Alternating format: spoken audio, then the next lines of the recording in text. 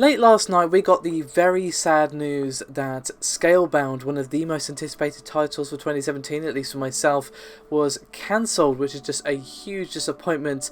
While the gameplay that we saw at E3 didn't look brilliant, I kind of chalked it up to being still very much a work in progress and was still very much looking forward to the game due to my love for Platinum games and their generally good record when it comes to producing quality stuff. Now that's not always the case, but they usually put out good games. So this is a real shame, and this isn't just some flash in the pan project that ended after a few months or a year or something. This was in the works for about 4 years, so God knows how much money has actually been flushed away here by this particular cancellation.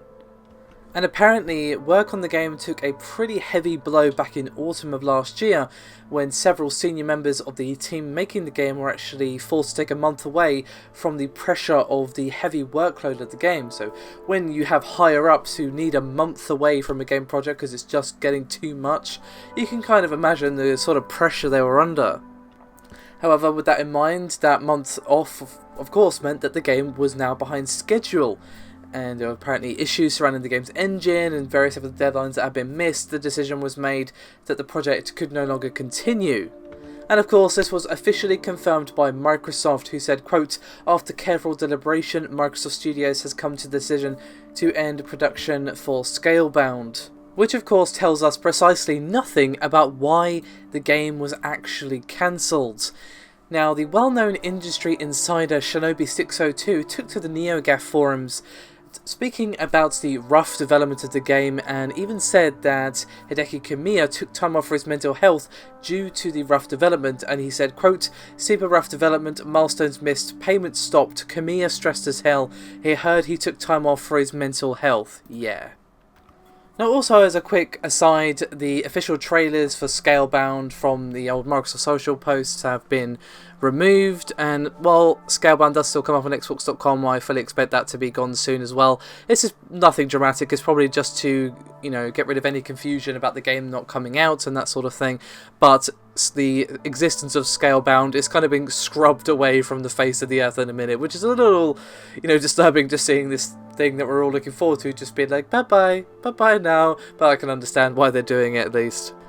Now you might ask, well, what does this actually mean for the future of the IP? Well, at the moment at least, it's very unclear who actually owns the IP. It could be Microsoft or it could be Platinum.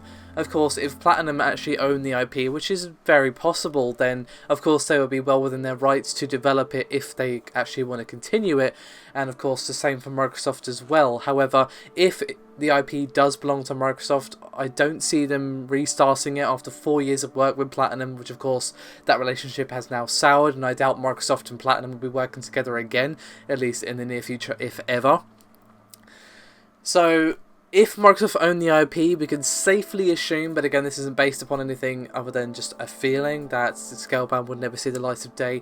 If Platinum own it, maybe it'll get released, but they might just want to kind of bury it and, move on from it if the development has been that stressful. But maybe it'll be less stressful now they're knowing, oh, we're working for ourselves, we can get this out when we're ready, don't have to worry about X, Y, and Z, as long as it gets done by X time, will be good.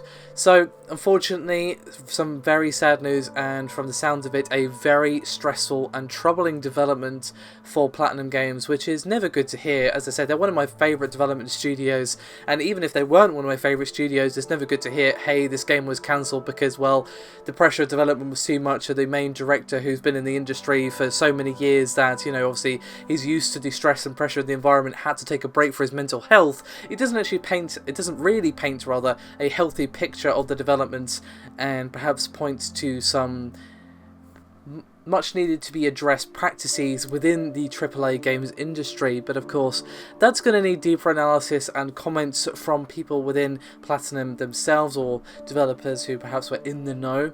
So I'll see if I can get comments on that, but for now, thank you very much for watching, and I'll see you next time.